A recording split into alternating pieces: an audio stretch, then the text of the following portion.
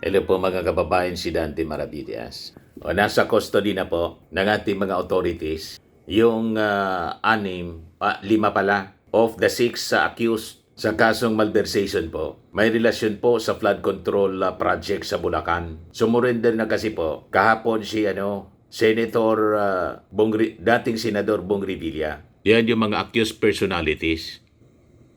Kaya sabi dito sa report ng Inquirer, 5 of the 6 accused in the Sandigan Bayan malversation case over an alleged ghost project in Bulacan have been taken into custody, including ex-Senator Bong Revilla. Sabi po ni DILG Secretary John B. Crimolia. So ito yung statement ni Bong Revilla, mga kababayan, kahapon. Magandang gabi po mga kababayan. Mula sa Billionaire News, mga kababayan. Na lumabas na yung aking warrant of arrest. Nakakalungkot po, parang wala yatang due process. Pero ganoon pa man, haharapin ko to ng walang takot. At alam kong hindi ako pababayaan ng Diyos dahil wala po akong kasalanan dito. Hilingin ko lang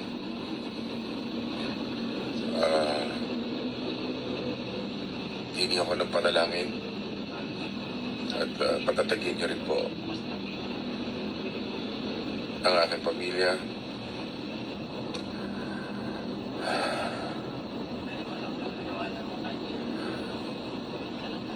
Po, may paliwanag ko ano nararamdaman ko sa totoo lang. Napakasakit ko para sa akin at para sa aking pamilya.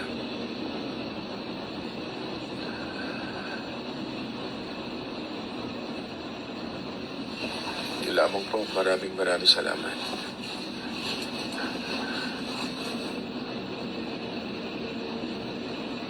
Hindi ako papabayaan ng Diyos. Thank you po sa inyo lahat. So ito yung mga balita, mga kababayan. Breaking news. Dating Senador Ramon Bong Revilla Jr. nasa Camp Crame na matapos ang nilabas na warrant of arrest. Sumurrender siya. Yan po. Ito yung mga reactions ng mga netizens. Hindi ka na nadala, sabi ni Aida Pascua. Sabi ni Antonio Sia, here we go again. Sabi ni Rofina, asan si Jinggoy? Yan ang mga reaction sa mga netizens. Pero in fairness, mga kababayan, kay Bong Revilla, si Bong Revilla po, hindi siya tumatakas. Hindi tulad ni Bato. Ito yung totoong matapang eh. Tulad mga kababayan ni Laila de Lima, never na umiwas, mga kababayan, sa pagkakulong. In contrast, yung matapang na si Bato de la Rosa, wala pa man pong warrant of arrest na pinapakita mula sa ICC. Hanggang ngayon, hindi na po nagpakita. Pero nagamon siya noon. Make my day, Mr. Trillanes. Maski sumama ka pa sa pagpusa sa akin, walwal ka ng walwal, ngak-ngak ka ng ngak-ngak. Nagkwento lang, mga kababayan, si Boyeng Rimulya na nasilip ko niya. May warrant of arrest na. Pero hanggang ngayon, wala pa man pong nakikitang warrant of arrest. Hindi na po nag-attend ng sesyon. Kaya lumalabas, itong si Bong Revilla na isang artista na hindi man po nagyayabang na matapang siya, ipinapakita po dito sa kanyang mga aksyon na talagang ito yung totoong matapang. Inaharap ang mga akusasyon. Hindi po umiiwas. Hinaharap niya yung kaso. Kasi sabi niya po, wala man niya kung kasalanan. Di ba noon, mga kababayan, nakulong na siya, pero nakalabas. Di ano niya, Mr. Maravillas, ngayon, ang posibleng mangyari, yun ang statement niya, sabi ni Atty. Jesus Falsis. Nag-post siya 11 hours ago. Sabi ni Atty. Jesus Falsis, we should not let history repeat itself. Pinakulong ni Pinoy si Bong Revilla noon sa PDAF scam, pero pinalaya ng Sandigan Bayan under Duterte. Hindi dapat manalo si Sara Duterte dahil makakalaya yan for sure pag si Sara ang presidente sa 2028. May punto. Di ba? May punto mga kababayan. Itong si Atty. Jesus Falsis. Kaya dapat talaga hindi makaupo si Sara Duterte. Kasi pag nakaupo, malamang sa malamang, makakalabas muli itong si Bong Revilla. Pero kung halimbawa talagang wala man siyang sabit, makakalaya talaga siya pag walang sabit. Pero kung sabit, kailangan talagang panagutan ang accountability. So dito natin makikita mga kababayan ang sincerity ng ating Pangulong Bongbong Marcos. Ang kapartido po, kasama sa alyansa po si Bong Revilla. Pero tingnan ninyo, sabi ng ating Pangulo kung saan tayo dadalhin ng ebidensya. May nakitang ebidensya, kaya nabuo yung kaso, mga kababayan. So tingnan na lang natin sa trial kung uobra ba, malakas ba yung kaso, malakas ba yung mga ebidensya. Yun po yung ating ihintayin. Kasama yan sa due process, mga kababayan. Pero sabi nga natin, dito pinapakita, walang sinasanto po yung ating administrasyon. So ngayon po, may big fish nang nakakulong. Kasi ayaw ninyong tanggapin na yung mga diskaya, hindi big fish. Kasi ang gusto ninyo, dapat niya may senador. So may isa ng senador na nakakulong ngayon kasi si Bong Revilla sumurrender agad. So ang tanong, asa na si Jinggoy? Hintayin natin kung susunod na si Jinggoy. May iba pang mga senador na na-implicate dito other than si Jinggoy at saka si Bong Revilla. Nandyan din mga kababayan si Joel Villanueva, Chis Escudero, si Mark Villar. Ito yung mga unang napangalanan. Pati nga si Grace po, saka si Binay. Si Nancy Binay, mga kababayan. At yung iba pang mga senador, tulad po ni Bongo, may mga isinasagawa pa po ng mga investigasyon. So kailangang hintayin natin ang case build-up at mga testimonies sa ginagawa mga kababayan na investigasyon ng ating gobyerno. So ito yung press con mga kababayan ni DILG Secretary John B. Crimolia. General Nartates and si... So ngayon, pagkatapos ng lahat ng bagay na to, inayos namin na lahat ng firearms licenses niya. Pinasurrender namin ng mga long firearms dito sa Camp Crame. And we are now ready to bring him to the Sandigan Bayan kung saan sila ang magdidesisyon kung saan siya i-detain. Wala na po sa kamay namin yan. But safe to say, dito po sa Camp Crame ay isasara na namin yung custodial unit dahil doon nilalagay ang bagong headquarters ng itong building na to. May gagawa ng bagong headquarters So yun ang napiling site. So it's about to be condemned and so bahala na ang Sandigan kung saan siya ilalagay. Any questions? Lea Ilagan. Dadagdag ko pa. Out of the 6 other accused, 5 ang nasa custody na ng pinagaling sa DPWH. Isa na lang ang malapit na namin mahuli. Alam na namin kung nasaan siya. So, ayun. Okay. Questions? Lea Ilagan from UNTV. Good morning, Secretary. Sir, ano-ano po mga proseso pagkatapos sumuko kagabi? Ano po yung mga pinagdaan ng proseso ni... Yung normal, yung medical check-up, yung picture siya, yung height niya, profile, yung mugshot, lahat yan. Kinuha ang fingerprints niya, then the normal process na ginagawa sa lahat ng mga detainees. Sir, bakit po kinailangang isurrender yung kanyang mga barel? Kasi he is no longer entitled to own and operate the firearm. Kasi dalawa yan license to own and possess, tas yung license for the firearm. Since he will be detained, he will no longer be able to be in possession of those firearms. Kung hindi niya surrender kasi yan, in danger siya sa mga raids sa loose firearms. Kasi ang re-registration personal yan hindi niya rin magagawa yun. So it's better na i-surrender niya na yung mga firearms niya. Sir, sino po yung isa na lang na malapit ng mahuli? Ang isa na dito.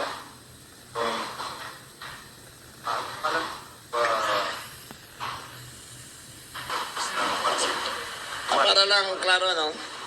Ang connected to the flood control scandal, ang nag-surrender ay si Ramon Bautista Bong Revilla Jr., voluntary surrender. Si Bryce Hernandez ay currently under the custody of the Senate. Si JP Mendoza, ganun din. Ito yung... Sa DPWH yan. Ito yung mga nahuli natin. Nahuli na natin. Okay. Ang nag-surrender o nahuli na rin ay si RJ Salvador Dumasig, Emilita Capistrano Watt, Watt as in J-U-A-T, Cristina May del Rosario Pineda, nahuli siya sa May Sagada. Tumangkang siyang tumakas at nahuli siya. At isa na lang ang natitira si Juanito Coronel Mendoza na malapit na rin namin matrack at makuha. Sir, last question na lang po. Dahil Si Watt na lang pala naiwan. Yung Juanito Coronel nahuli na. O yung Watt na lang pala naiwan. wala lang Mendoza. Sir, dahil sinabi nyo na parang hindi na maaari doon sa custodial facility, ibig sabihin hindi na ito magiging kasama sa magiging option ng korte. Hindi na pwede.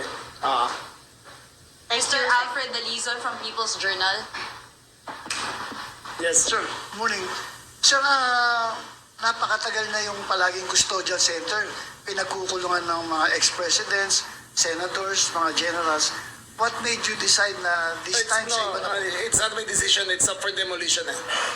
So it's up for demolition anytime this month. Kinukuha lang namin yung certificate sa DPWH na condemn the building. The building is very old. At maglalagay kasi may budget ang PNP na magtayo ng bagong headquarters na hindi na kasi kasya dito eh. So magtatayo ng bagong building at doon ang proposed site ng bagong building nila. Your questions, please. Okay, sir. Ang pinakamalapit kasi dito is Payatas, Bigutan, and Karingal. So depende yan sa appreciation ng court kung saan siya ilalagay. Sir, last question. Sir, yung lahat ng detention facilities na yon under sa iyo rin, sir. Yes, GNP lahat. yes. Hindi, BGNP tsaka PNP. Yes, Dalawa sila. yung assurance nyo lang sa public na there will be no special treatment, There will be no special treatment. Wala air talaga. conditioning system, and Wala talaga. Kahit puntahan nyo ngayon, walang air conditioning system doon eh. Wala talaga. Sir, Bea po from Bomba Radio Philippines, sir. Regarding lang po kay Mr. Charlie Atong Ang, kasi parang pinuna po ni Atty. Rowena Guanzon yung 10 million na pabuya natin, no? Dun sa paghahanap sa kanya. So, sabi po niya, alam na po ng pulis talaga dahil matagal na pong naka-surveillance ang DILG as well as the PNP doon kay Atong Ang, and yung 10 million daw po ay paghahatian lamang po ng mga pulis dahil alam naman na po nila. At kunwari lang daw po na... That's a very unfair statement. Yes po. Kung alam ko lang yun, it is to my interest na makuha siya kagad. Ako naglagay ng bounty yun mula sa funds ng office ko. Ba't ko pa gagawa ng drama yan, di ba?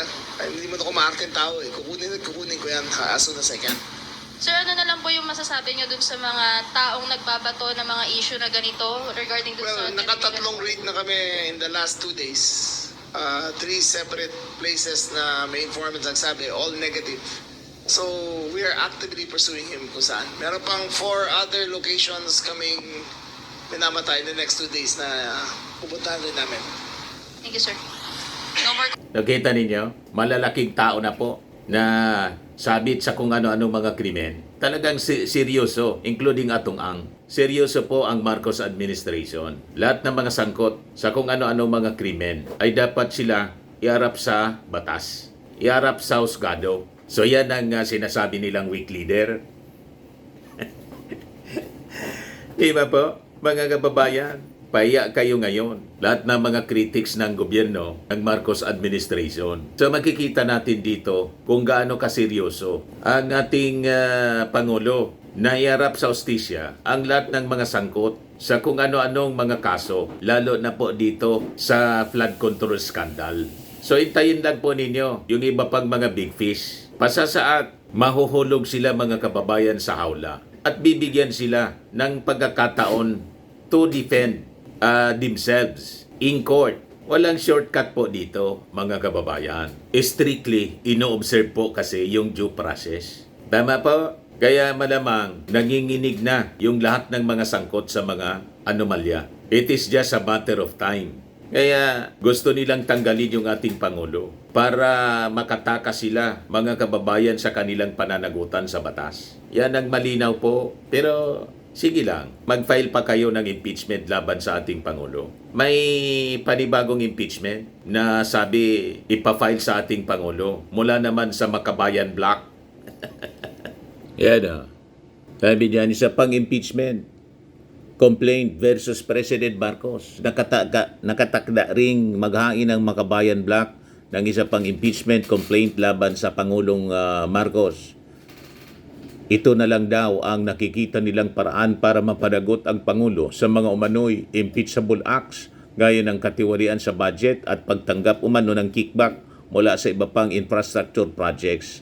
We believe that the basis for impeachment is present in the systematic plunder of the budget, the ballooning unprogrammed funds used for anomalous flood control projects, and the serious allegations of palace kickbacks in infrastructure projects, sabi po ng Makabayan Block. Bring it on. Di ba? Kanya-kanya silang agenda. Yan ang problema dito sa Pilipinas. Kung sino pa yung lumalaban sa korupsyon, yan ang gusto nilang tanggalin. But anyway, ganyan talaga. Parte yan ng demokrasya. Sige lang, welcome yan sa ating palasyo, sa ating Pangulo. Ayan man lang po. Abangan natin yung mga susunod na mga kaganapan. Kasi exciting na po yung mga kaganapan ngayon. Maraming ganap. Ako po si Dante Maravillas. Bye-bye po. God bless.